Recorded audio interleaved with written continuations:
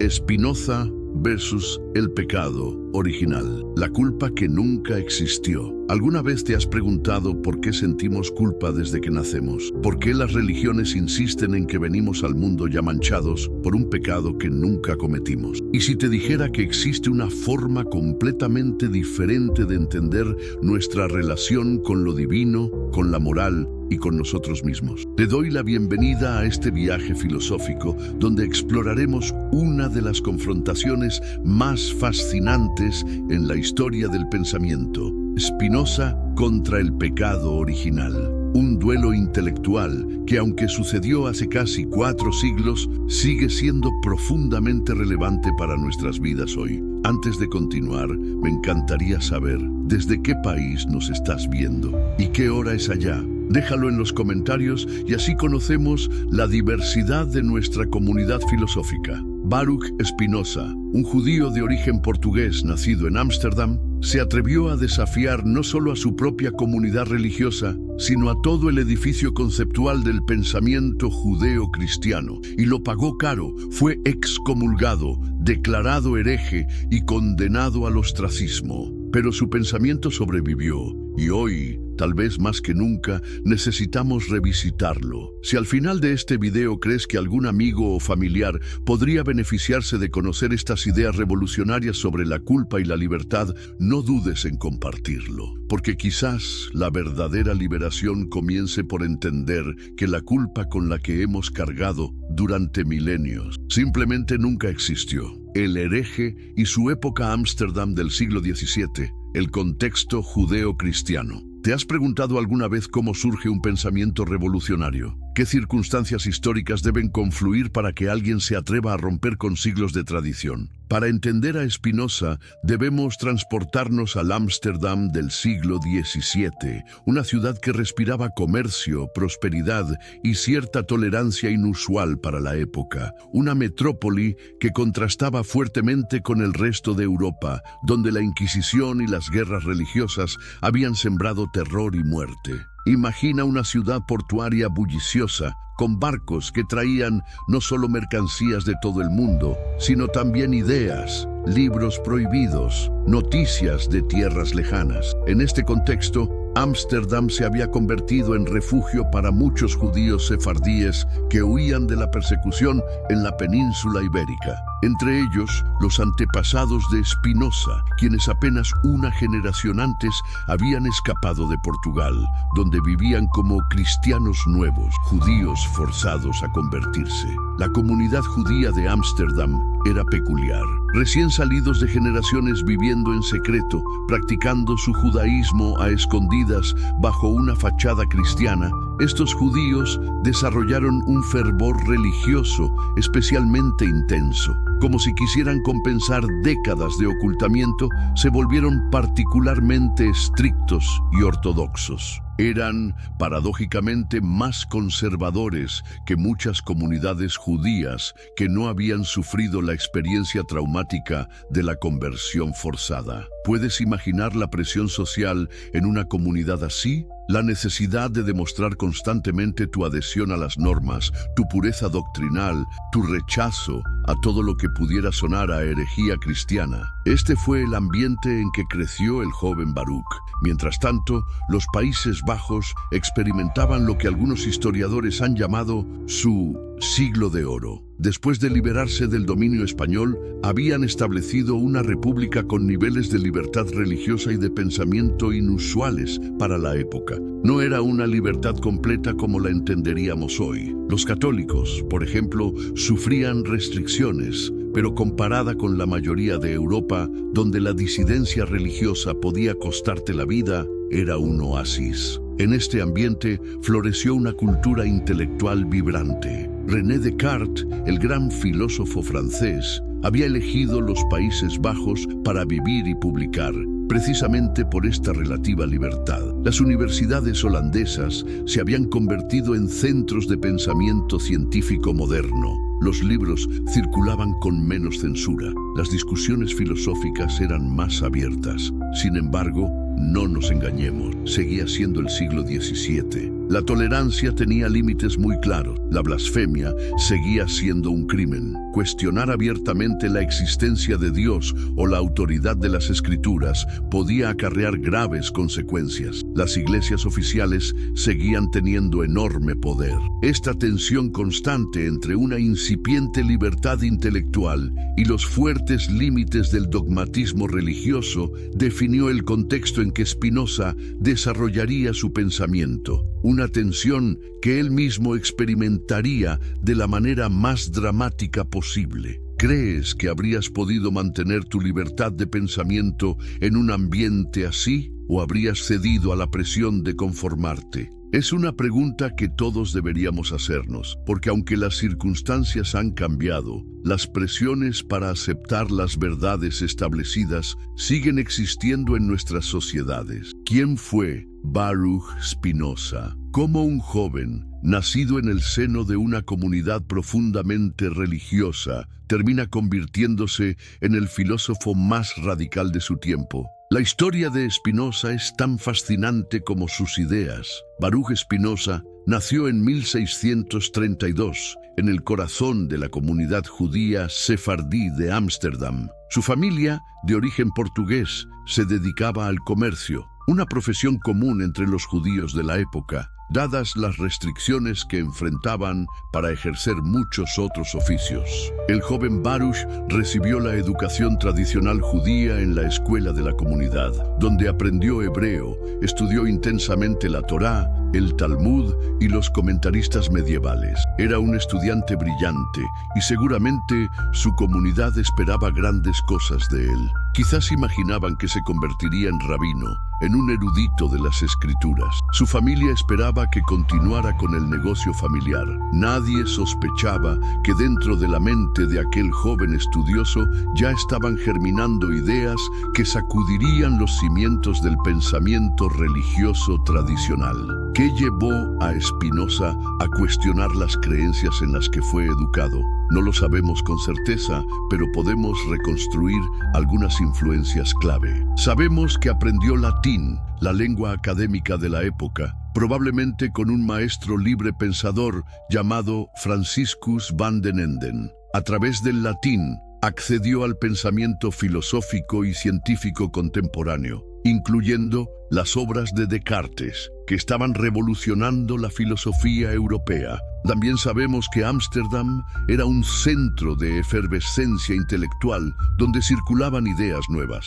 El joven Spinoza habría estado expuesto a los debates sobre el mecanicismo en la física, las nuevas teorías astronómicas, los avances en óptica y matemáticas. Todo esto en un momento histórico en que estas nuevas ciencias estaban comenzando a cuestionar la visión medieval del mundo. A esto hay que sumar su probable contacto con círculos de cristianos disidentes, grupos como los colegiantes y menonitas que ya cuestionaban aspectos de la religión tradicional. Y no olvidemos la propia tradición filosófica judía, que incluía pensadores como Maimónides, que intentaron armonizar la fe con la razón. Todas estas influencias fueron conformando en Spinoza una mente crítica y analítica. Comenzó a examinar racionalmente los textos bíblicos, a detectar inconsistencias, a cuestionar la idea de una revelación divina literal. Pero lo más radical fue que empezó a desarrollar una concepción completamente nueva de Dios. Un Dios que no se parecía en nada al Dios personal del judaísmo y el cristianismo. Las consecuencias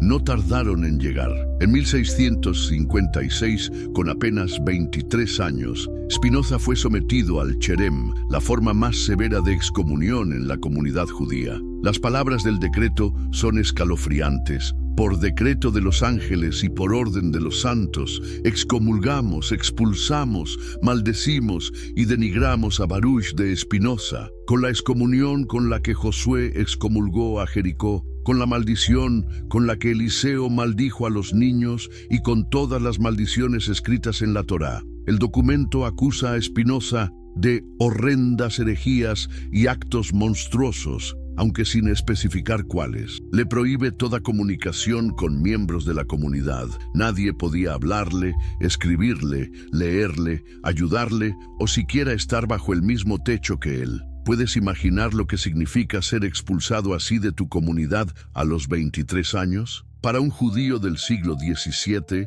esto era una catástrofe social. La comunidad era tu red de seguridad, tu familia extendida, tu conexión con el mundo. Sin ella, quedabas completamente vulnerable. Spinoza respondió a este traumático rechazo de una manera sorprendente, cambiando su nombre de Baruch, que significa bendito en hebreo, a Benedictus, su equivalente en latín, como simbolizando su paso del mundo judío tradicional al mundo intelectual europeo. Se mudó a las afueras de Ámsterdam y aprendió el oficio de pulidor de lentes para telescopios y microscopios, un trabajo que no solo le proporcionó sustento independiente, sino que también conecta simbólicamente con su búsqueda filosófica de claridad y precisión. Allí, en una vida modesta y solitaria, Spinoza se dedicó a desarrollar su sistema filosófico. Rechazó ofertas de mecenazgo y posiciones académicas que pudieran comprometer su libertad intelectual. Vivió con frugalidad, rodeado de unos pocos amigos fieles y una extensa correspondencia con intelectuales de toda Europa. Su reputación como pensador fue creciendo, primero a través de la circulación privada de manuscritos, luego con la publicación anónima de su Tratado Teológico Político en 1670. Cuando murió en 1677, a los 44 años, dejaba tras de sí un sistema filosófico completo que solo sería publicado póstumamente como la ética demostrada según el orden geométrico. ¿No es fascinante? Un joven judío excomulgado, trabajando en soledad, desarrolló un sistema filosófico tan revolucionario que siglos después, pensadores como Nietzsche dirían que dividió la historia del pensamiento en un antes y después de Spinoza. ¿De qué país nos estás viendo? ¿Conocías antes la historia personal de este filósofo extraordinario? Cuéntanos en los comentarios y no olvides compartir este video con alguien que creas que pueda interesarle descubrir este pensamiento revolucionario, la concepción tradicional del pecado original. ¿Alguna vez te has preguntado por qué tantas personas, incluso las no religiosas, sienten una especie de culpa existencial? Una sensación vaga pero persistente de que hay algo inherentemente defectuoso en la naturaleza humana. Esta sensación no es casual, es el legado psicológico de uno de los conceptos más influyentes en la historia occidental,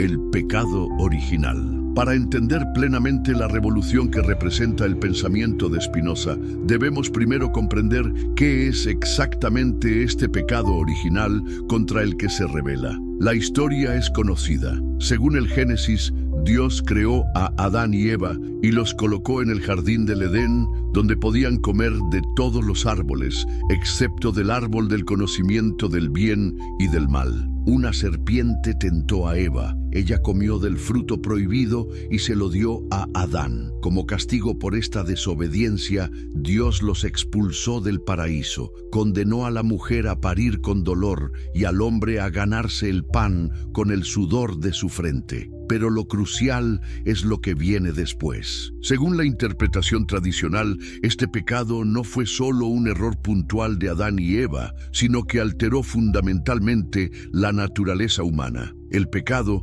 se transmitió a toda su descendencia, es decir, a toda la humanidad. Todos nacemos, según esta doctrina, marcados por esta mancha original, inclinados al mal, separados de Dios. ¿Te has detenido a pensar en las implicaciones de esta idea? Significa que tú, yo, cada ser humano que ha nacido, viene al mundo ya culpable, ya defectuoso, ya necesitado de redención por algo que sucedió supuestamente al principio de los tiempos. Esta concepción del pecado original no está explícitamente desarrollada en el relato bíblico original. Fue San Agustín, en el siglo V, quien la elaboró sistemáticamente como doctrina. Agustín, luchando con sus propios demonios internos, una vida anterior de placeres que ahora consideraba pecaminosos, encontró en esta interpretación una explicación para la tendencia humana hacia lo que él veía como mal. Según Agustín, el pecado original se transmite a través del acto sexual. De ahí su conexión con la concupiscencia, el deseo sexual, que Agustín consideraba pecaminosa en sí misma. Cada ser humano hereda esta mancha desde su concepción. Incluso los recién nacidos, afirmaba Agustín, están manchados por este pecado y si mueren sin bautismo no pueden alcanzar la salvación plena. ¿No te parece una visión sorprendentemente pesimista de la naturaleza humana? Sin embargo, esta doctrina se convirtió en piedra angular del cristianismo occidental. La Reforma protestante, lejos de cuestionarla, la enfatizó aún más. Lutero y Calvino insistieron en la total depravación de la naturaleza humana después de la caída, en nuestra completa incapacidad para hacer el bien por nosotros mismos sin la gracia divina. Esta idea del pecado original penetró profundamente en la cultura occidental, mucho más allá de los círculos estrictamente religiosos. Modeló nuestra concepción de la naturaleza humana, nuestra psicología, nuestra moral, nuestras instituciones políticas. Creó lo que el filósofo Paul Ricoeur llamó una hermenéutica de la sospecha, una tendencia a desconfiar de nuestros impulsos naturales, a verlos como potencialmente peligrosos, a sentirnos culpables por deseos que surgen espontáneamente en nosotros. Piénsalo, ¿cuántas veces has sentido culpa por pensamientos o deseos que ni siquiera has llevado a la acción? ¿Cuántas veces has pensado que hay algo inherentemente malo en ciertos impulsos naturales? Esta sospecha hacia nuestra propia naturaleza es un legado directo de la doctrina del pecado original. El peso psicológico de esta doctrina ha sido enorme. Como escribió el psicólogo Erich Fromm, creó una cultura donde el hombre debe sentirse culpable porque existe, donde la culpa no es algo que surge de actos concretos que dañan a otros, sino una condición existencial, un estado permanente del ser humano. En términos políticos, la doctrina justificó formas autoritarias de gobierno. Si los seres humanos están inherentemente inclinados al mal, entonces necesitan ser controlados, disciplinados, vigilados. La libertad se vuelve peligrosa. El poder debe imponerse desde arriba para contener nuestras tendencias pecaminosas. Esta era la concepción dominante en tiempos de Spinoza. Una visión que postulaba un Dios legislador que impone leyes desde fuera, una naturaleza humana inherentemente corrupta y la necesidad de redención a través de la gracia divina canalizada por instituciones religiosas que tenían convenientemente el monopolio de los medios de salvación. No es sorprendente que esta idea haya tenido tanto poder durante tanto tiempo. ¿Y no es aún más sorprendente que alguien se atreviera a cuestionarla tan radicalmente como lo hizo Spinoza? ¿Qué opinas? ¿Crees que nacemos con esta tendencia al mal o te parece un concepto obsoleto? ¿Has sentido alguna vez ese peso de la culpa existencial sin razón concreta? Déjanos tu comentario y, si este análisis te parece valioso, compártelo con alguien que creas que podría beneficiarse de cuestionar esta idea de culpa innata que tanto ha pesado en nuestra cultura. El sistema filosófico spinozista, una visión general frente a la poderosa doctrina del pecado original, Spinoza no se limitó a criticarla. Construyó un sistema filosófico completo que ofrecía una alternativa radical. Un edificio conceptual tan sólido, tan matemáticamente estructurado, que sigue desafiándonos casi 4 siglos después. ¿Cómo se atrevió Spinoza a desafiar 1000 años de teología cristiana y toda la tradición religiosa en la que había sido educado? Lo hizo desarrollando un sistema que comenzaba desde primeros principios y avanzaba con el rigor de la geometría euclidiana. No en vano su obra principal, la Ética, está escrita según el orden geométrico, con definiciones, axiomas, proposiciones y demostraciones. En el corazón de este sistema encontramos la ecuación más revolucionaria de la filosofía moderna. Deus sive natura. Dios, es decir, la naturaleza. Con 3 simples palabras, Spinoza unifica lo que la tradición judeo-cristiana había separado radicalmente. Para él, Dios no es un ser trascendente que existe fuera del mundo y lo crea desde la nada, sino la única sustancia que existe, de la cual todo lo demás es solo un modo o una modificación. ¿Te das cuenta de lo radical que es esto? No se trata simplemente de ateísmo. Spinoza nunca negó a Dios. Se trata de una reconceptualización completa de lo divino. Dios no está separado del mundo. Es el mundo mismo, entendido en su estructura necesaria y eterna. No es un ser personal con voluntad y entendimiento similares a los humanos, sino la totalidad de lo que existe, regulada por leyes necesarias. De este punto de partida, Spinoza deriva consecuencias revolucionarias. Si Dios es la naturaleza misma, entonces no hay un plan divino externo, no hay milagros que interrumpan el orden natural, no hay providencia especial para los humanos. Todo sucede con absoluta necesidad, según leyes inmutables. ¿Y qué significa esto para la libertad humana? Aquí, Spinoza realiza otro giro revolucionario. Rechaza la idea tradicional del libre albedrío, esa noción de que en cada momento podemos elegir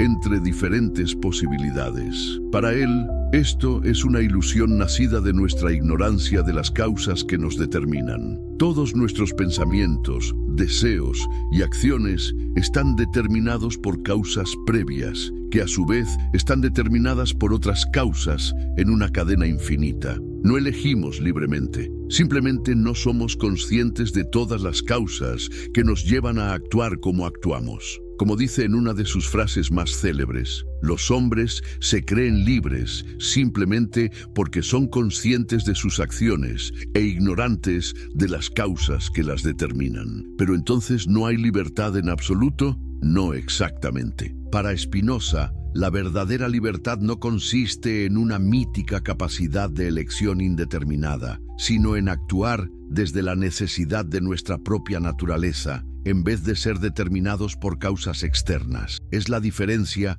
entre ser activo y ser pasivo, entre entender las causas que nos mueven y ser movidos ciegamente por ellas. Esta reconceptualización de la libertad tiene consecuencias enormes para su visión de la moralidad. Si no hay libre albedrío en el sentido tradicional, tampoco puede haber pecado como tradicionalmente se entiende. El pecado presupone que podríamos haber actuado de otra manera, que elegimos libremente desobedecer a Dios. Si todo sucede con necesidad, esta idea de pecado como transgresión voluntaria se desmorona. Así, Spinoza reemplaza los conceptos morales tradicionales de bien y mal, que considera relativos a los intereses humanos y sin realidad objetiva, con los conceptos de lo que es útil o perjudicial para nuestro ser. La virtud no consiste en obedecer mandamientos externos, sino en desarrollar nuestra potencia de actuar,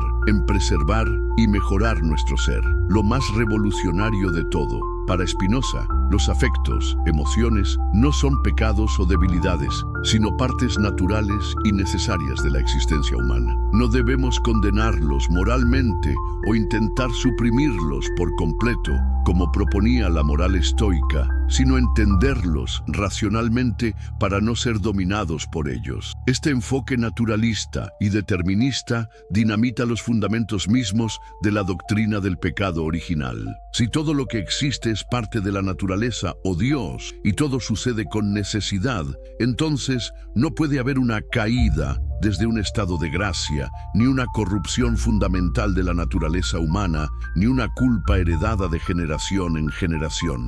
¿No te parece liberador? En vez de nacer culpables por un pecado que nunca cometimos, somos simplemente parte de la naturaleza, actuando según leyes necesarias. Nuestros deseos e impulsos no son marcas de una naturaleza corrupta, sino expresiones naturales de nuestro conatus, nuestro esfuerzo por perseverar en nuestro ser. La salvación, para Spinoza, no viene de la redención del pecado por un sacrificio divino, sino del conocimiento, específicamente del tercer género de conocimiento que él llama intuición intelectual. A través de este conocimiento, comprendemos nuestra posición en la naturaleza y alcanzamos una especie de serenidad filosófica que él llama beatitudo. Beatitud. ¿Te atreves a dar este salto conceptual con Spinoza? A abandonar la idea de que nacemos culpables, a ver la naturaleza, incluida la humana, no como algo caído o corrupto,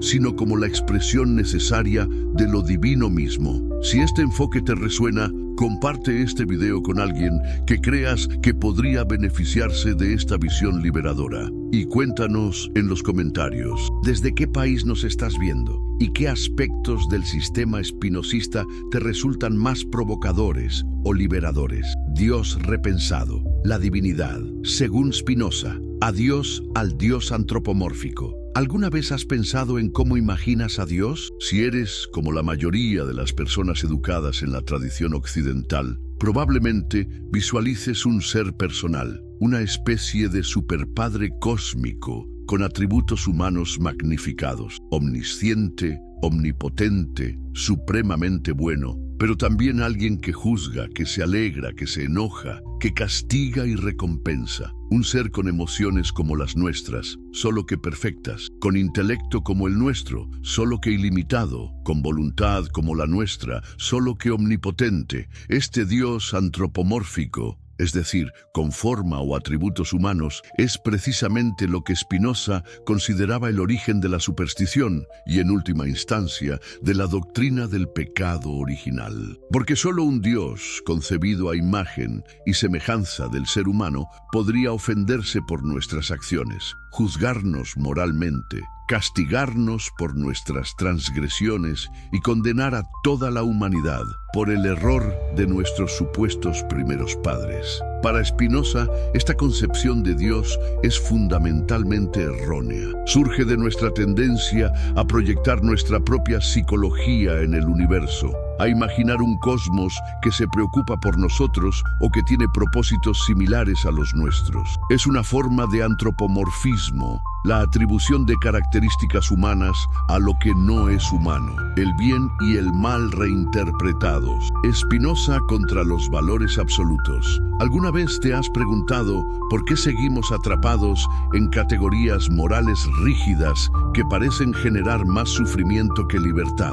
Y si todo lo que nos han enseñado sobre el bien y el mal fuera fundamentalmente una construcción que no corresponde a la realidad del universo. Estamos acostumbrados a pensar en términos de valores absolutos. Las religiones tradicionales nos han inculcado la idea de que existe un bien y un mal objetivos establecidos por Dios, y que cualquier desviación de estas normas constituye pecado. Sin embargo, Spinoza se atrevió a cuestionar radicalmente esta concepción, enfrentándose a más de 2 milenios de tradición judeo-cristiana. La crítica espinosista a los conceptos absolutos de bien y mal es devastadora. Para entender su posición, debemos recordar que para Spinoza, Dios es la única sustancia existente y todo lo que ocurre surge con necesidad absoluta de la naturaleza divina. En un universo así, ¿cómo podría existir el mal como categoría objetiva?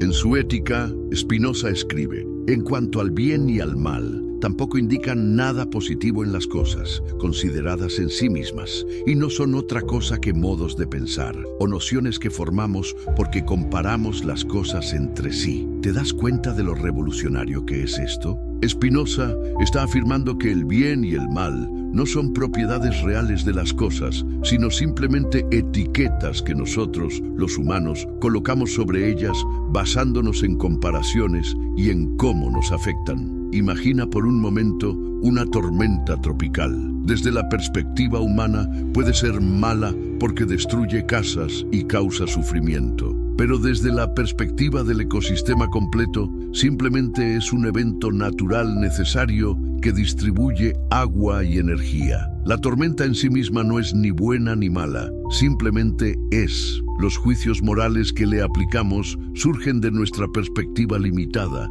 y de nuestros intereses particulares. Esta visión tiene consecuencias enormes para la doctrina del pecado original. Si el bien y el mal son conceptos relacionales y no realidades objetivas, entonces la idea de una caída moral primordial pierde su fundamento. No puede haber una caída desde la perfección si la perfección y la imperfección son solo modos humanos de comparar las cosas, no propiedades inherentes a ellas. ¿Desde qué país nos estás viendo? ¿Es de noche o de día allá? Me encantaría saber en qué parte del mundo estas ideas están resonando ahora mismo. Spinoza propone sustituir las categorías de bien y mal por las de útil y nocivo. Según él, debemos evaluar las cosas no por su conformidad con normas morales abstractas, sino por cómo afectan nuestra potencia de existir, nuestra capacidad de perseverar en nuestro ser.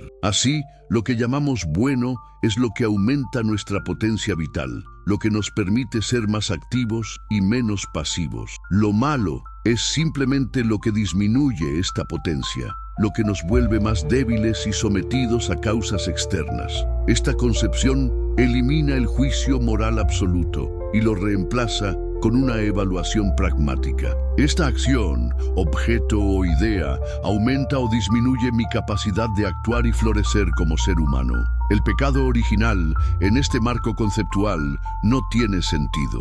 No hay un acto primordial que haya corrompido la naturaleza humana, porque la naturaleza no puede corromperse, simplemente sigue sus leyes necesarias. Lo que existe es un conjunto de encuentros entre cuerpos y mentes que pueden ser más o menos favorables a nuestro desarrollo. ¿Te has preguntado alguna vez por qué sentimos culpa por deseos naturales que surgen espontáneamente en nosotros? Spinoza diría que es precisamente porque hemos internalizado esta moral de valores absolutos, que condena como malos impulsos que son simplemente expresiones de nuestro conatus, nuestro esfuerzo natural por perseverar en el ser. Consideremos el caso de la sexualidad humana. Las religiones tradicionales, partiendo de la doctrina del pecado original, han tendido a ver el deseo sexual como algo inherentemente sospechoso, cuando no directamente pecaminoso. San Agustín,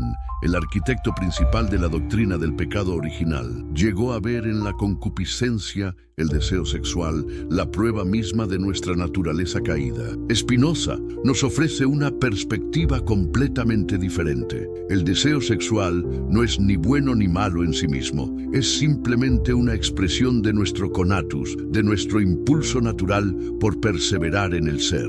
Lo que importa no es suprimir este deseo en nombre de una moral abstracta, sino entender cómo se relaciona con nuestra potencia de actuar. ¿Nos vuelve más activos o más pasivos? ¿Aumenta nuestra alegría o nuestra tristeza? La visión espinosista nos invita a evaluar los encuentros entre cuerpos y mentes no en términos de pecado y virtud, sino de buenos y malos encuentros. Un buen encuentro es aquel que aumenta nuestra potencia vital, un mal encuentro el que la disminuye. ¿No te parece liberador? En lugar de juzgarnos constantemente por no conformarnos a estándares morales abstractos, Spinoza nos invita a preguntarnos: ¿esta relación, esta actividad, este pensamiento me hace más fuerte o más débil? ¿Me acerca a la autonomía o me vuelve más dependiente de causas externas? Esta ética de los buenos encuentros representa una alternativa radical a la moralidad del pecado. No busca la obediencia a normas impuestas desde fuera,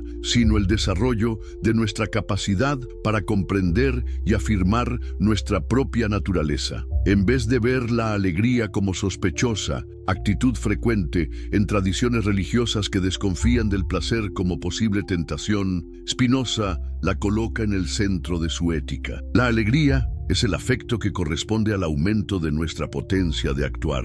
No es un desvío del camino recto, sino la señal de que estamos en la dirección correcta. Por eso, para Spinoza, buscar la alegría no es pecar, es afirmar la vida. El verdadero problema no son nuestros deseos naturales, sino la ignorancia que nos lleva a perseguir alegrías momentáneas que luego se convierten en tristeza. La solución no es la represión, sino el conocimiento. Las religiones tradicionales nos han acostumbrado a pensar en la perfección como conformidad a un modelo ideal establecido por Dios. El pecado original sería precisamente el momento en que la humanidad se desvió de este modelo ideal. Pero Spinoza rechaza esta concepción de la perfección. Para él, la perfección no es conformidad a un modelo, sino realidad y plenitud. Como escribe en la Ética, por realidad y perfección, entiendo lo mismo. Algo es perfecto en la medida en que existe plenamente, en que realiza su esencia. En este marco conceptual, la naturaleza no puede fallar o pecar. Todo lo que sucede en ella es expresión necesaria de la esencia divina. No hay un estado ideal del que hayamos caído, sino un proceso continuo de expresión de la potencia divina a través de modos finitos como nosotros. La idea de una caída de la perfección es imposible en un universo espinosista, porque todo lo que sucede, sucede necesariamente. No podría haber sido de otra manera. Adán, si interpretamos el relato bíblico como un mito filosófico, no eligió libremente desobedecer a Dios. Simplemente actuó según su naturaleza y las causas que lo determinaron. Esto no significa que no haya diferencias reales entre los estados humanos. Claramente hay estados que aumentan nuestra potencia y estados que la disminuyen. Pero estos no son desviaciones de un plan divino, sino consecuencias necesarias de la interacción de los modos finitos que somos con el resto de la naturaleza. ¿Qué opinas de esta visión? ¿Te parece liberadora o perturbadora? Si conoces a alguien a quien le podría interesar esta perspectiva tan diferente sobre el bien y el mal, ¿por qué no compartir este video con ellos? A veces, una nueva idea puede ser el comienzo de una revolución personal. Las pasiones humanas, la psicología revolucionaria de Spinoza. ¿Alguna vez te has preguntado por qué hacemos lo que hacemos? ¿Por qué a veces actuamos en contra de lo que sabemos que es mejor para nosotros? ¿Y si nuestras emociones no fueran fallos de nuestra naturaleza, sino fuerzas poderosas que pueden entenderse y canalizarse? Estamos acostumbrados a pensar en las pasiones humanas como algo que debe ser controlado, reprimido o, en el mejor de los casos, tolerado.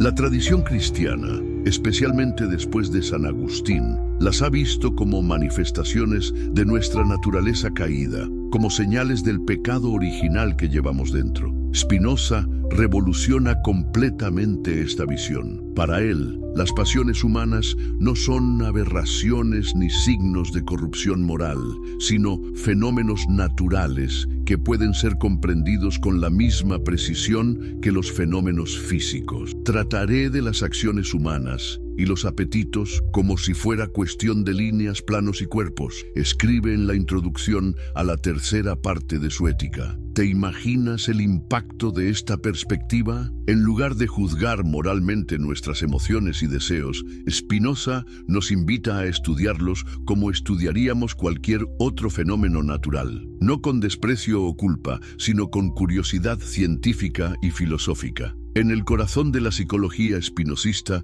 está el concepto de conatus, el esfuerzo por perseverar en el ser que define a todas las cosas. Cada cosa, en cuanto está en ella, se esfuerza por perseverar en su ser, nos dice en la proposición 6 de la tercera parte de la Ética. Este conatus no es un capricho ni un defecto, sino la expresión misma de la esencia de cada cosa. Es tan natural para una piedra caer como para un ser humano buscar lo que considera útil para su preservación y expansión. Esta visión contrasta radicalmente con la doctrina del pecado original. Para San Agustín y sus seguidores, el impulso humano hacia la autoconservación y la búsqueda del placer era precisamente el signo de nuestra caída, de nuestro egoísmo inherente. La naturaleza humana estaba fundamentalmente corrupta y necesitaba ser redimida por la gracia divina. Para Spinoza, en cambio, el conatus es la expresión de nuestra participación en la potencia divina. Buscar la autoconservación y lo que aumenta nuestra potencia de actuar no es pecado, sino virtud. El fundamento de la virtud es el mismo esfuerzo por conservar el propio ser, y la felicidad consiste en que el hombre puede conservar su ser, escribe.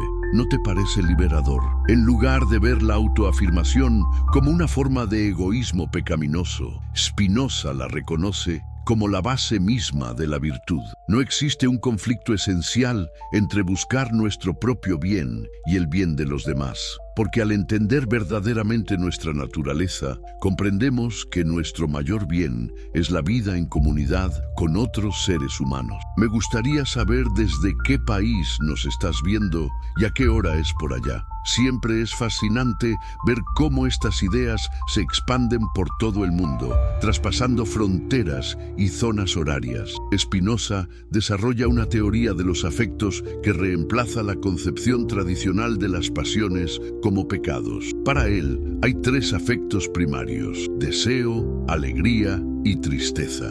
El deseo es el apetito consciente de sí mismo. La alegría es el paso a una mayor perfección y la tristeza es el paso a una menor perfección. Estos afectos no son pecados que deban ser condenados, sino estados naturales que reflejan la fluctuación de nuestra potencia. La alegría señala un aumento en nuestra capacidad de actuar. La tristeza, una disminución. El deseo es el motor mismo de nuestra existencia. De estos tres afectos primarios, Spinoza deriva matemáticamente toda la gama completa de emociones humanas. El amor es simplemente alegría acompañada por la idea de una causa exterior. El odio es tristeza acompañada por la idea de una causa exterior. La esperanza es alegría inconstante, surgida de la idea de una cosa futura o pretérita, de cuya realización dudamos en alguna medida. El miedo es tristeza inconstante, surgida de la idea de una cosa futura o pretérita, de cuya realización dudamos en alguna medida. ¿No te parece asombroso que emociones que solemos considerar tan misteriosas y personales puedan ser definidas con tal precisión geométrica? Spinoza nos muestra que nuestras pasiones no son caprichos irracionales, sino expresiones necesarias de nuestra naturaleza que siguen leyes determinables. Esta comprensión de los afectos nos libera de la culpa improductiva. En lugar de condenarnos por sentir emociones pecaminosas, podemos entender por qué las sentimos y cómo transformarlas. No se trata de suprimir las pasiones en nombre de un ideal ascético, sino de entenderlas para no ser dominados por ellas. Considera el caso de la ira. La tradición cristiana tiende a verla como un pecado capital. Spinoza la ve como un afecto natural, tristeza acompañada de la idea de una causa exterior que imaginamos nos ha causado un daño. No es intrínsecamente mala, pero puede disminuir nuestra potencia de actuar si nos domina. La solución no es reprimir la ira por miedo al castigo divino, sino entender sus causas para transformarla en una fuerza más activa y menos pasiva. ¿Cuántas veces te has sentido culpable por emociones que ni siquiera elegiste sentir? La perspectiva spinozista nos libera de este ciclo de culpa y represión, ofreciéndonos en su lugar un camino de comprensión y transformación. Sin embargo, Spinoza es perfectamente consciente de que los seres humanos a menudo estamos dominados por nuestras pasiones.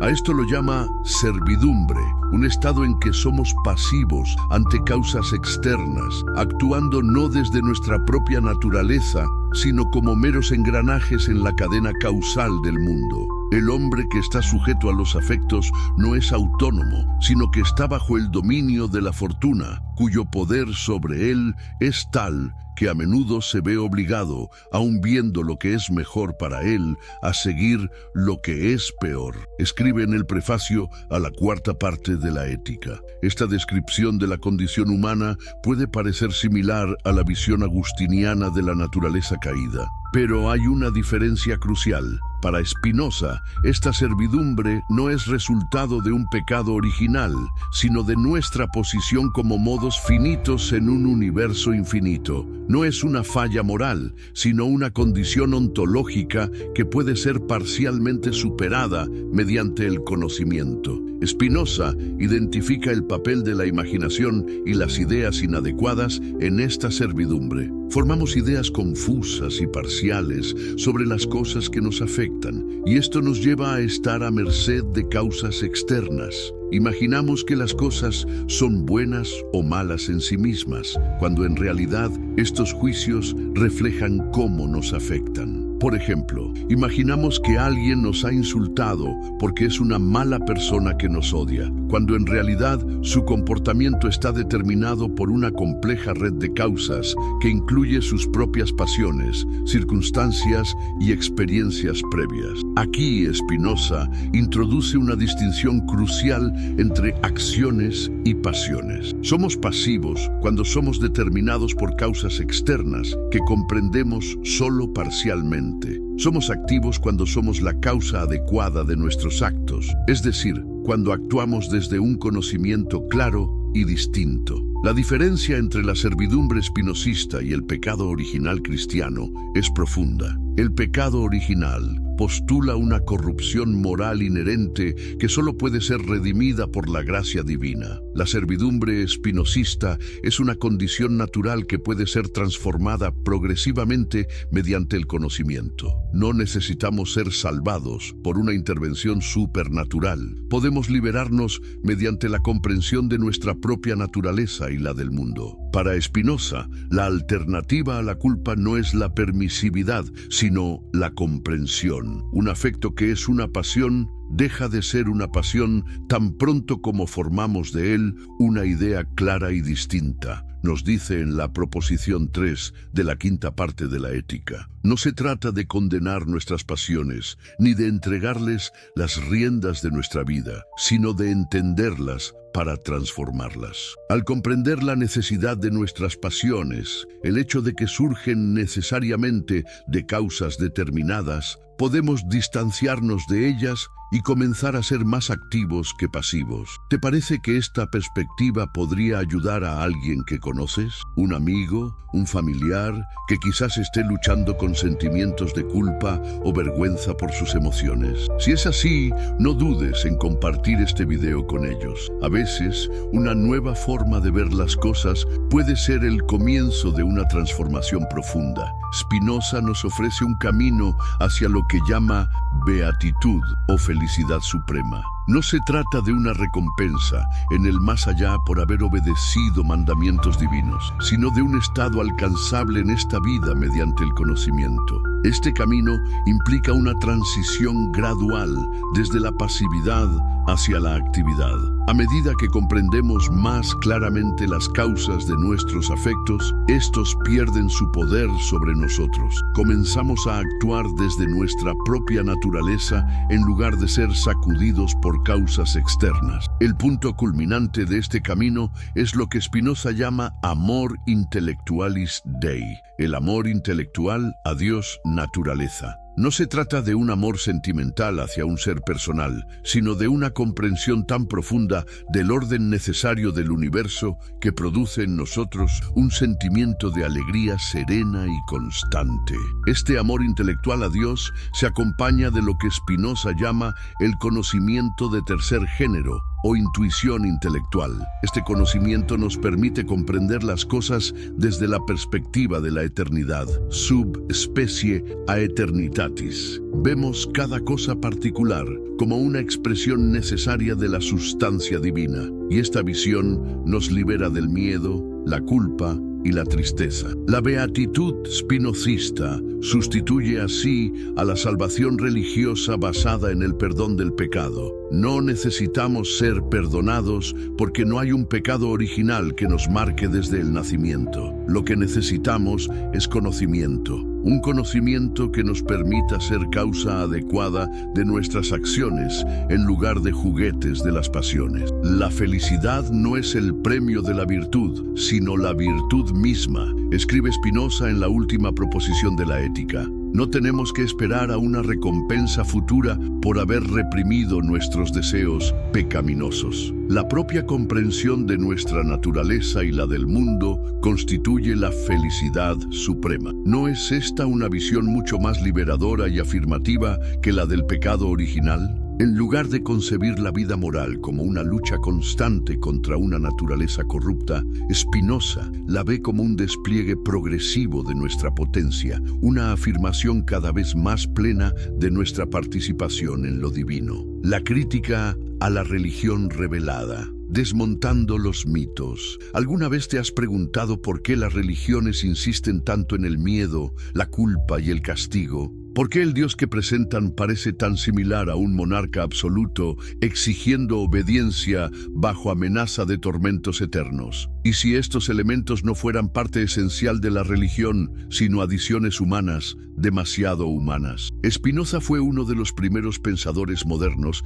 en analizar la religión no como verdad revelada, sino como fenómeno humano, psicológica y políticamente condicionado. Su tratado teológico-político, publicado anónimamente en 1670, representa una revolución en la forma de abordar los textos sagrados y las instituciones religiosas. En este análisis, Spinoza disecciona lo que llama superstición, la tendencia humana a buscar signos divinos, intervenciones sobrenaturales y significados ocultos en los acontecimientos naturales, y encuentra su origen psicológico en emociones muy básicas, el miedo y la esperanza. Si los hombres pudieran dirigir todos sus asuntos según un criterio firme, o si la fortuna les fuera siempre favorable, nunca serían víctimas de la superstición, escribe. Es la incertidumbre de la vida humana, nuestra vulnerabilidad ante fuerzas que no controlamos, lo que nos lleva a buscar protección en poderes sobrenaturales. El miedo y la esperanza son precisamente los afectos que corresponden a esta incertidumbre. Tememos lo que podría dañarnos, esperamos lo que podría beneficiarnos, y cuando no comprendemos las causas naturales de los acontecimientos, proyectamos nuestros temores y esperanzas en seres sobrenaturales. ¿Desde qué país y a qué hora nos estás viendo? Me encantaría saber en qué parte del mundo estas ideas están resonando ahora mismo. Para Spinoza, la doctrina del pecado original tiene su origen en esta dinámica psicológica. Los seres humanos, enfrentados a su propia fragilidad y a la aparente arbitrariedad de la fortuna, buscan explicaciones que den sentido a su sufrimiento. La idea de que somos herederos de una culpa primordial ofrece esta explicación. Sufrimos porque estamos marcados por un pecado ancestral. Esta concepción satisface nuestra necesidad psicológica de significado y nos proporciona la esperanza de redención. Si nuestro sufrimiento tiene un origen moral, el pecado, entonces puede tener una solución moral, el perdón y la salvación. Pero Spinoza ve en esto una proyección de estructuras de poder humanas sobre la realidad divina. Creamos dioses a imagen y semejanza de los monarcas absolutos, seres caprichosos que exigen obediencia, castigan la desobediencia y ocasionalmente otorgan gracia a sus favoritos. Los hombres comúnmente suponen que todas las cosas naturales actúan, como ellos mismos, por un fin. Más aún, dan por sentado que Dios mismo dirige todas las cosas hacia un cierto fin, escribe Spinoza. Dicen, en efecto, que Dios ha hecho todas las cosas por el hombre y ha hecho al hombre para que le rinda culto. Esta visión antropomórfica de Dios, que proyecta intenciones y emociones humanas sobre la naturaleza, es para Spinoza el origen de toda superstición. Y la doctrina del pecado original es un ejemplo paradigmático de esta tendencia. Pero Spinoza no se queda en la crítica psicológica. Da un paso más al analizar el papel político de la religión y la culpa. Las instituciones religiosas han utilizado históricamente la doctrina del pecado original como herramienta de control social. Si los seres humanos están marcados por una culpa inherente, entonces necesitan la mediación de la Iglesia para alcanzar la salvación. Si nuestra naturaleza está corrupta, entonces necesitamos la autoridad de instituciones que nos guíen y corrijan. La culpa religiosa se convierte así en un poderoso mecanismo de poder. ¿No te parece revelador? La doctrina que nos presenta como moralmente defectuosos desde el nacimiento sirve perfectamente a los intereses de quienes desean mantener a las personas en un estado de dependencia y sometimiento. Spinoza revoluciona también la forma de interpretar la Biblia. En el Tratado Teológico Político desarrolla un método hermenéutico que anticipa en muchos aspectos la exégesis bíblica moderna. En lugar de tomar los textos sagrados como verdad literal, inspirada directamente por Dios, propone estudiarlos como documentos históricos, producidos por seres humanos en contextos específicos. Para interpretar la escritura es necesario elaborar su historia auténtica, escribe. Esto implica investigar el idioma original de cada libro, su autor, las circunstancias históricas de su composición y cómo fue recopilado y aceptado en el canon.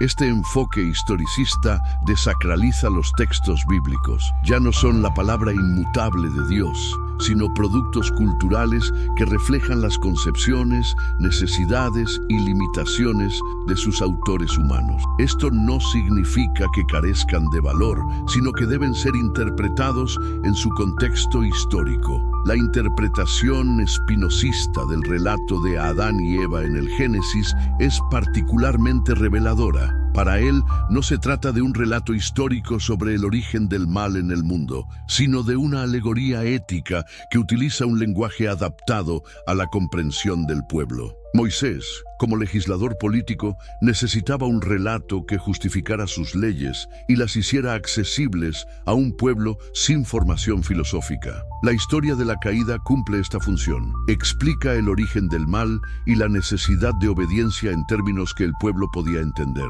Pero esta interpretación literal del relato como caída y pecado no es, para Spinoza, la verdad filosófica sobre la condición humana. Es simplemente una narrativa útil para un determinado propósito político y pedagógico. Spinoza establece una nítida separación entre filosofía y teología, entre razón y fe. La función de la religión revelada no es enseñarnos verdades especulativas sobre la naturaleza de Dios, el universo o el ser humano. Su propósito es puramente práctico, promover la obediencia a preceptos morales que fomenten la convivencia pacífica. El fin de la escritura es exclusivamente enseñar la obediencia, escribe, y el contenido de esta enseñanza se reduce a lo más esencial: justicia y caridad. Todo lo demás, dogmas, rituales, interpretaciones teológicas complejas, es secundario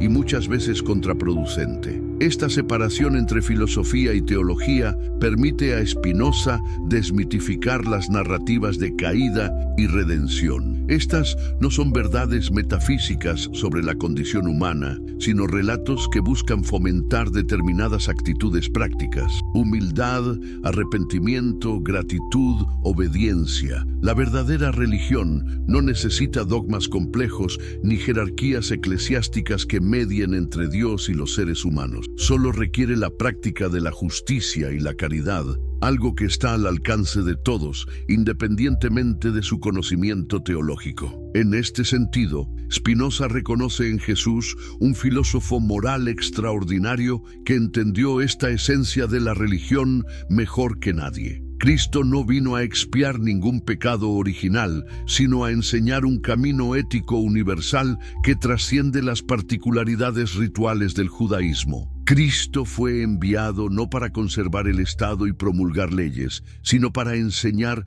únicamente la ley universal, escribe Spinoza. Su mensaje es ético, no sacrificial: amar a Dios sobre todas las cosas y al prójimo como a uno mismo. Esto representa una reinterpretación radical del cristianismo, que ya no se centra en el sacrificio expiatorio de Cristo para redimir el pecado original, sino en su enseñanza ética de amor universal.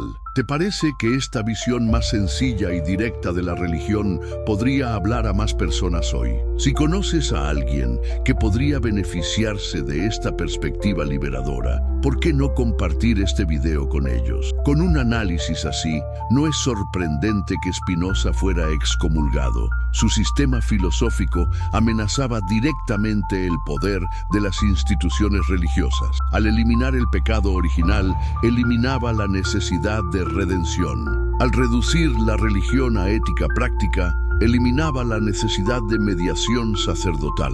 Al tratar los textos sagrados como documentos históricos, eliminaba la base de la autoridad dogmática. El cherem, excomunión, que sufrió Spinoza en 1656 no fue solo una reacción a opiniones heterodoxas aisladas. Fue la respuesta de una institución que vio amenazada su razón de ser por un pensamiento radicalmente subversivo. Las acusaciones contra Spinoza en el decreto de excomunión son vagas, horrendas herejías y actos monstruosos, pero podemos reconstruir los puntos principales de conflicto: su negación de un Dios personal, su rechazo de la elección especial del pueblo judío, su crítica a la autoría mosaica del Pentateuco y su concepción naturalista del universo que no dejaba espacio para milagros. Todas estas ideas amenazaban la estructura de poder de la comunidad judía de Ámsterdam. Esta comunidad, formada por sefardíes recientemente salidos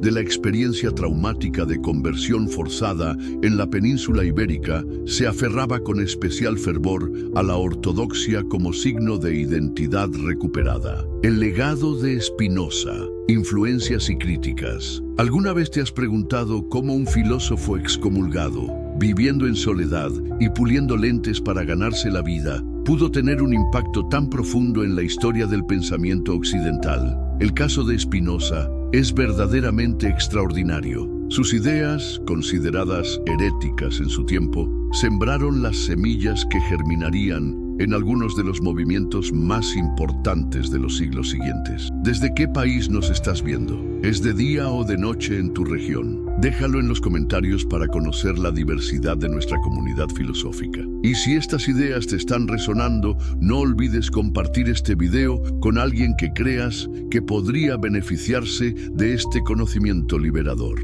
Spinoza y el iluminismo. Aunque Spinoza murió décadas antes de que el movimiento iluminista tomara forma plena, sus ideas fueron absolutamente fundamentales para su desarrollo. ¿No es fascinante cómo un pensador puede anticiparse tanto a su tiempo? El filósofo alemán Friedrich Heinrich Jacobi llegó a afirmar que Spinoza es el padre secreto de la Ilustración. ¿En qué consistió esta influencia revolucionaria? Primero, en su radical defensa de la separación entre religión y política. Su tratado teológico político, publicado anónimamente en 1670, fue el primer gran manifiesto moderno por la libertad de pensamiento y la separación entre la autoridad religiosa y el Estado. En una época donde los reyes aún gobernaban por la gracia de Dios y donde la herejía era un crimen contra el Estado, Spinoza se atrevió a afirmar que la religión debía limitarse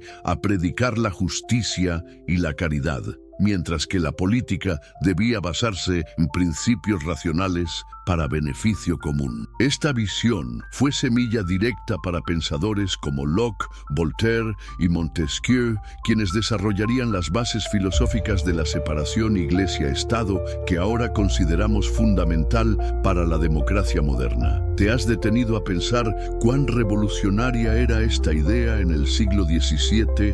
Mientras la mayoría de Europa aún vivía bajo regímenes donde la religión oficial era obligatoria, Spinoza proponía un estado donde cada persona pudiera pensar y creer libremente. Segundo, Spinoza influyó profundamente en el desarrollo del pensamiento científico moderno. Su visión de un universo regido por leyes necesarias, sin intervenciones milagrosas ni propósitos ocultos, preparó el terreno para la ciencia moderna. Al eliminar las causas finales y los propósitos divinos del estudio de la naturaleza, Spinoza contribuyó a crear el marco conceptual donde la investigación científica objetiva podría florecer. ¿Sabías que hasta Einstein se consideraba un seguidor de Spinoza? El creador de la teoría de la relatividad se identificaba con el Dios de Spinoza, esa concepción de lo divino como el orden natural del universo, no como un ser personal que interviene arbitrariamente en el mundo. Durante el siglo XVIII, especialmente en Alemania, se produjo lo que los historiadores de la filosofía han llamado la Spinoza Renacenza, el renacimiento de Spinoza. Un periodo donde sus ideas, largo tiempo censuradas, comenzaron a ser discutidas abiertamente por pensadores como Lessing, Herder, Goethe y después Schelling y Hegel. Estos gigantes intelectuales encontraron en Spinoza no al ateo que sus detractores habían pintado, sino a un pensador profundamente espiritual que ofrecía una visión del mundo donde naturaleza y espíritu no estaban separados. No es sorprendente cómo las ideas de un hombre excomulgado por su comunidad, perseguido por las autoridades y obligado a publicar sus obras principales bajo seudónimo o póstumamente, terminaron transformando el panorama intelectual de Europa. Herederos filosóficos. La influencia de Spinoza se extendió mucho más allá del iluminismo. En el siglo XIX y XX encontramos pensadores cruciales que desarrollaron aspectos de su filosofía o que, consciente o inconscientemente, continuaron su crítica a la culpa religiosa y su búsqueda de una ética basada en la afirmación de la vida. Friedrich Nietzsche, por ejemplo, aunque criticó algunos aspectos del racionalismo espinosista, se consideraba un continuador de su crítica a la moral judeo-cristiana. En La genealogía de la moral, Nietzsche examina cómo la noción de pecado ha sido utilizada históricamente para domesticar al ser humano, para hacerlo dócil y manejable. ¿No ves la clara conexión con Spinoza, quien ya había denunciado cómo la superstición religiosa se alimenta del miedo y es utilizada para manipular políticamente? Cuando Nietzsche proclama la muerte de Dios y busca una transvaloración de todos los valores, está, en cierto modo, llevando a su conclusión lógica el proyecto que Spinoza inició. Liberar al ser humano de la culpa metafísica para que pueda afirmar plenamente su existencia.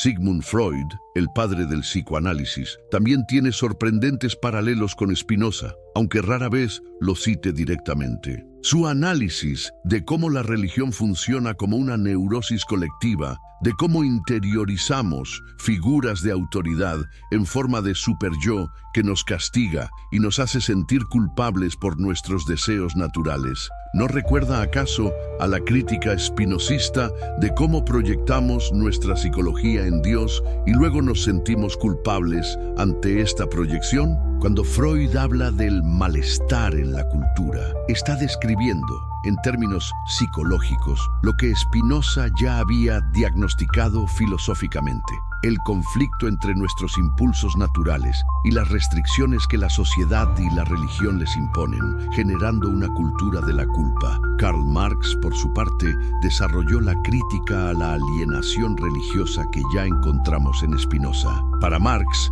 la religión es el opio del pueblo, una forma de consuelo ilusorio que desvía la atención de los problemas reales.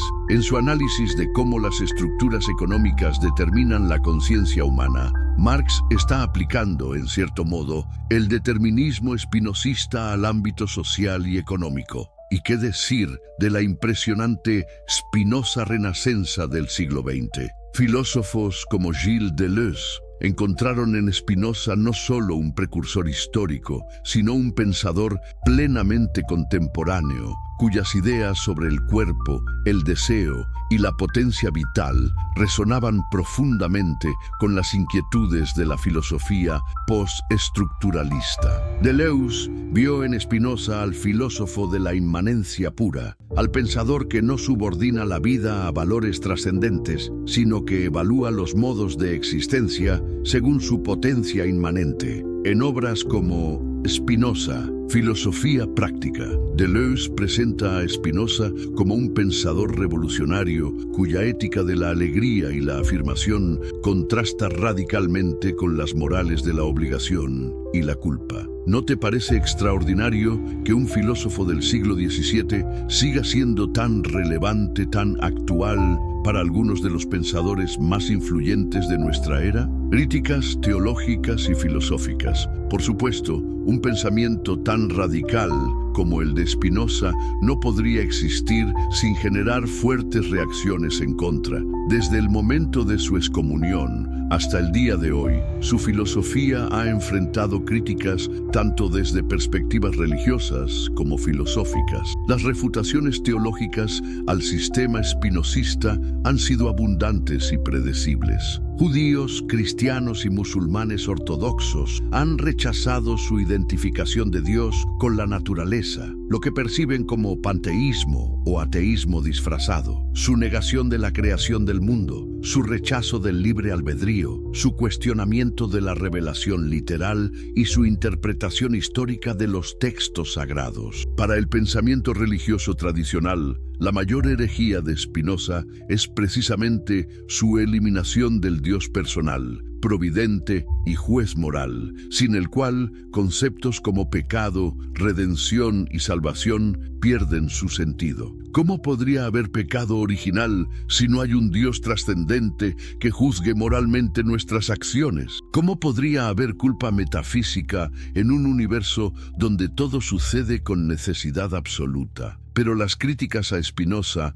no han venido solo de teólogos. Filósofos como Immanuel Kant también encontraron problemas serios en su sistema. Kant rechazó especialmente el monismo espinosista, la idea de que solo existe una sustancia, de la cual todo lo demás son modos. Para Kant, esta visión amenazaba la individualidad de las personas y con ella la posibilidad misma de la moralidad. Si somos solo modos de la sustancia divina, actuando con necesidad absoluta, ¿dónde queda la autonomía moral que Kant consideraba esencial para la dignidad humana? Sin libre albedrío en algún sentido, ¿cómo podríamos ser responsables de nuestras acciones? Este problema del determinismo y la responsabilidad moral ha seguido siendo un desafío para los defensores de Spinoza. Si todo sucede con necesidad absoluta, ¿cómo podemos hablar de elección moral? ¿Cómo distinguir entre acciones meritorias y reprochables si todas son igualmente necesarias? Los defensores contemporáneos del espinosismo han argumentado que la libertad en Spinoza no consiste en una mítica capacidad de elección indeterminada que Spinoza consideraría una ilusión, sino en la capacidad de actuar desde la necesidad de nuestra propia naturaleza, en vez de ser determinados por causas externas. Es una libertad como autonomía, como autoexpresión de nuestra esencia, no como indeterminación. Pero la tensión persiste y el problema de cómo reconciliar determinismo y responsabilidad sigue siendo un desafío tanto para espinosistas como para deterministas de otras escuelas. Otros críticos han señalado lo que perciben como una frialdad excesiva en el racionalismo espinosista. Su geometrización de la ética, su reducción de las emociones a combinaciones de afectos básicos, su enfoque en el conocimiento intelectual como vía de salvación, ¿no sacrifica todo esto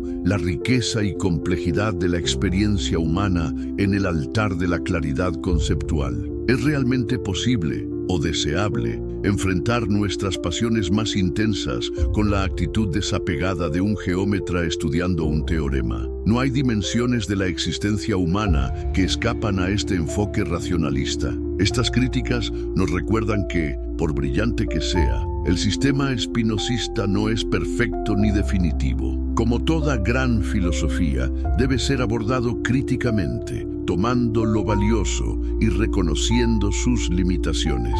¿Tú qué opinas sobre estas críticas? ¿Crees que el determinismo espinosista hace imposible la responsabilidad moral? ¿O ves formas de reconciliar ambos conceptos? Déjanos tus reflexiones en los comentarios. Spinoza en el siglo XXI. A pesar de estas críticas, o quizás precisamente por los profundos debates que ha generado, Spinoza sigue siendo asombrosamente relevante en nuestro tiempo. Déjame compartirte algunas áreas donde su pensamiento resuena con cuestiones contemporáneas urgentes. En el campo de la neurociencia y los estudios sobre el cerebro, el debate sobre el libre albedrío versus determinismo ha cobrado nueva vida. Experimentos famosos, como los de Benjamin Libet, han mostrado que la actividad cerebral que predice una decisión consciente ocurre antes de que tengamos conciencia de haber decidido. ¿No resuena esto con la visión espinosista de que nuestra sensación de elegir libremente es una ilusión nacida de nuestra ignorancia de las causas que nos determinan? Neurocientíficos contemporáneos como Antonio Damasio han encontrado en Spinoza un precursor sorprendentemente certero. En su libro En busca de Spinoza, Damasio argumenta que la teoría espinosista de los afectos anticipó descubrimientos modernos sobre la relación entre emoción, cognición y bienestar. La insistencia de Spinoza en que mente y cuerpo son dos aspectos de la misma realidad, no sustancias separadas, está perfectamente alineada con la visión contemporánea de la conciencia como un fenómeno corporizado. En el campo de la ecología y el pensamiento ambiental, la visión espinosista de la naturaleza como una totalidad interconectada, de la cual los humanos somos solo una parte, ofrece una alternativa al antropocentrismo que ha justificado la explotación desenfrenada del planeta. Si somos modos de la misma sustancia que todo lo que existe, entonces nuestra separación radical del resto de la naturaleza es una ilusión peligrosa. Filósofos ecologistas contemporáneos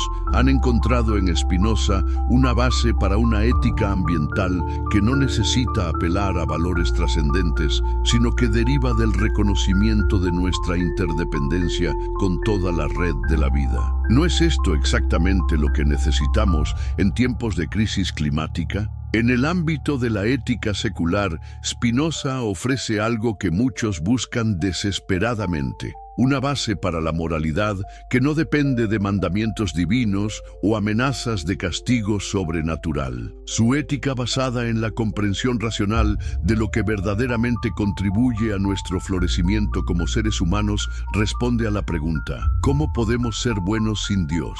Y finalmente, en un tiempo donde los fundamentalismos religiosos vuelven a amenazar las libertades civiles en muchas partes del mundo, la defensa espinosista de la libertad de pensamiento y la separación entre religión y Estado es más pertinente que nunca. Su visión de una sociedad donde cada persona pueda pensar libremente, sin temor a la persecución por sus creencias, sigue siendo un ideal por el que vale la pena luchar. No es sorprendente cómo un filósofo del siglo XVII puede hablarnos con tanta claridad sobre problemas del siglo XXI. Quizás esto sea lo que define a un verdadero clásico: su capacidad de trascender su tiempo y seguir iluminando cuestiones fundamentales de la condición humana. Si estas conexiones entre Spinoza y nuestro presente te parecen valiosas, comparte este video con alguien que creas que podría beneficiarse de conocer esta filosofía liberadora.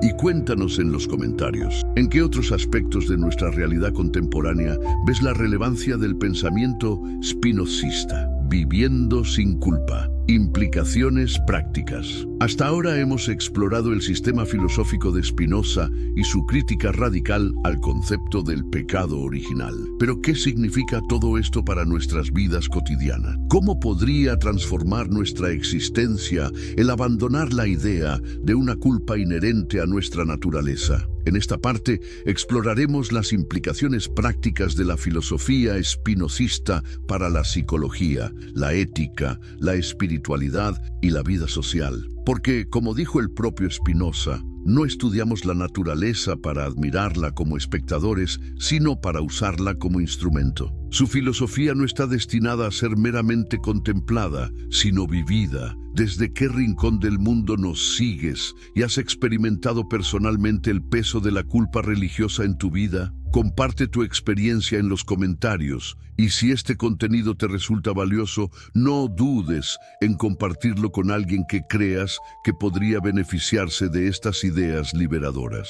Psicología sin pecado original. ¿Alguna vez has sentido esa sensación de culpa difusa, esa vaga impresión de no ser suficientemente bueno, de estar intrínsecamente fallado de alguna manera que ni siquiera puedes nombrar? Si es así, no estás solo. Millones de personas, incluso aquellas que han abandonado conscientemente las creencias religiosas tradicionales, siguen cargando con el peso psicológico de lo que podríamos llamar el pecado original secularizado. Este sentimiento de inadecuación fundamental esta sensación de que hay algo inherentemente defectuoso en nuestros deseos y nuestra naturaleza es precisamente lo que la filosofía de Spinoza nos invita a cuestionar y superar. Las consecuencias psicológicas de creer en una culpa innata son profundas y de largo alcance.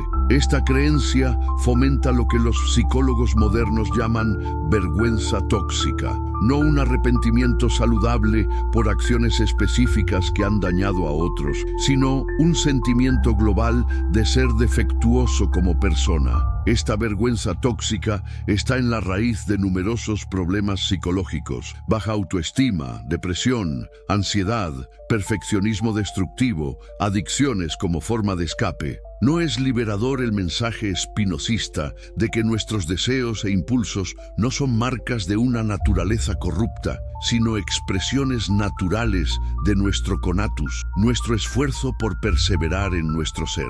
¿No es revolucionario concebir nuestras emociones e impulsos no como enemigos a suprimir, sino como fuerzas naturales a comprender? La visión espinosista puede ser profundamente terapéutica para quienes han experimentado traumas religiosos. Muchas personas que han crecido en entornos religiosos autoritarios desarrollan lo que algunos terapeutas llaman escrupulosidad religiosa, una forma de TOC, trastorno obsesivo-compulsivo centrada en pensamientos pecaminosos y compulsiones de purificación.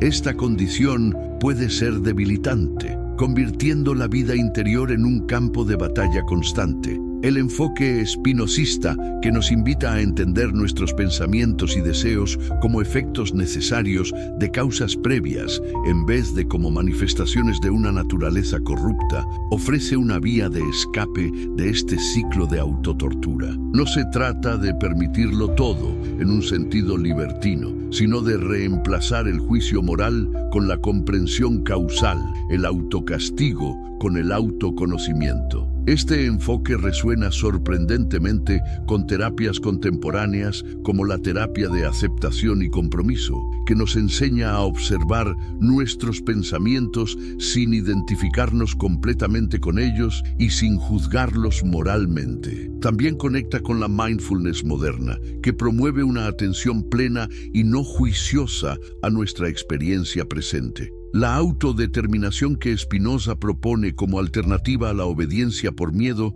también tiene profundas implicaciones psicológicas. En vez de actuar por temor al castigo divino o humano, el ideal spinozista es actuar desde nuestra comprensión racional de lo que verdaderamente contribuye a nuestro florecimiento. Esta transición desde una motivación externa, evitar el castigo, hacia una motivación interna, buscar el verdadero bienestar, es precisamente lo que la psicología moderna ha identificado como clave para el bienestar psicológico duradero. Edward Deci y Richard Ryan, en su teoría de la autodeterminación, han mostrado a través de décadas de investigación que los seres humanos florecemos cuando actuamos por motivaciones intrínsecas y no por presiones externas. ¿No es fascinante que un filósofo del siglo XVII anticipara este hallazgo de la psicología científica?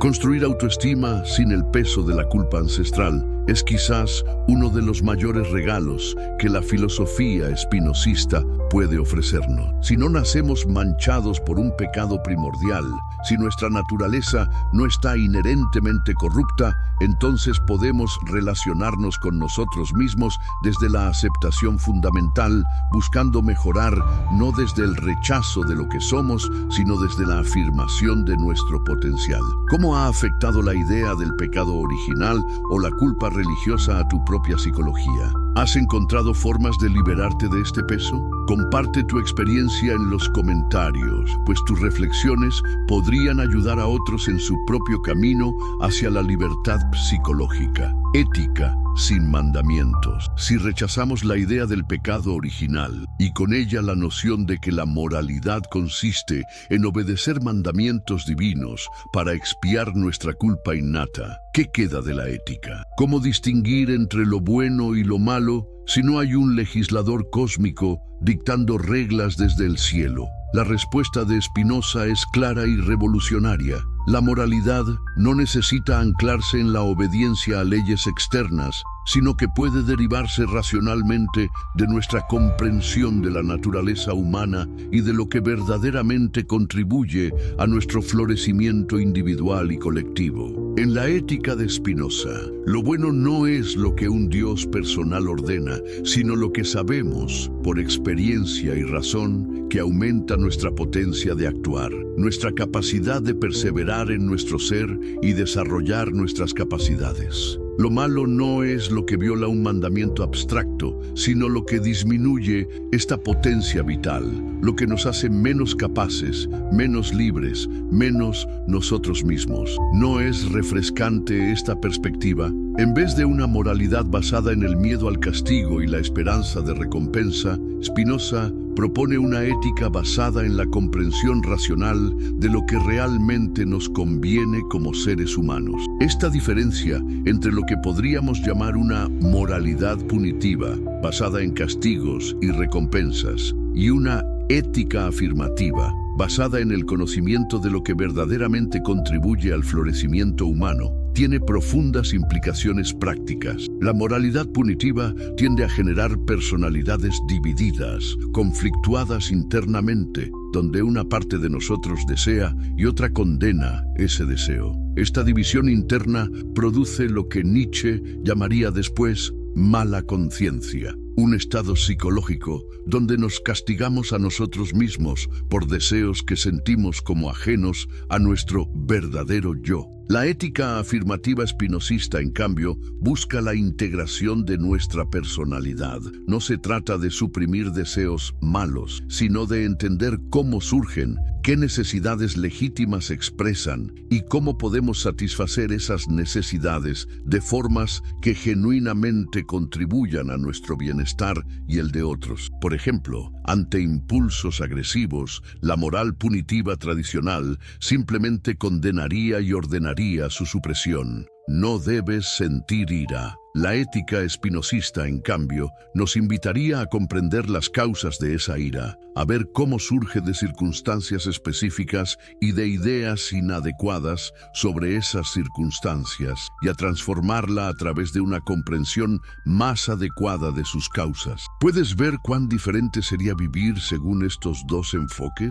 Uno nos conduce a la culpa, la represión y el conflicto interno. El otro a la comprensión, la integración y la transformación genuina. Una de las ideas más liberadoras de Spinoza es que podemos ser buenos, es decir, vivir de forma que promueva nuestro verdadero bienestar y el de otros, sin necesidad del miedo al castigo divino. La virtud no es una carga que soportamos para evitar el infierno, sino el camino hacia nuestra propia felicidad y realización. Como él mismo escribe en la Ética, la beatitud no es el premio de la virtud, sino la virtud misma. Es decir, vivir virtuosamente no es el medio para obtener una recompensa futura, sino que es en sí mismo la felicidad que buscamos. Esta visión ética tiene sorprendentes paralelos con algunas corrientes de la psicología positiva contemporánea. Investigadores como Martin Seligman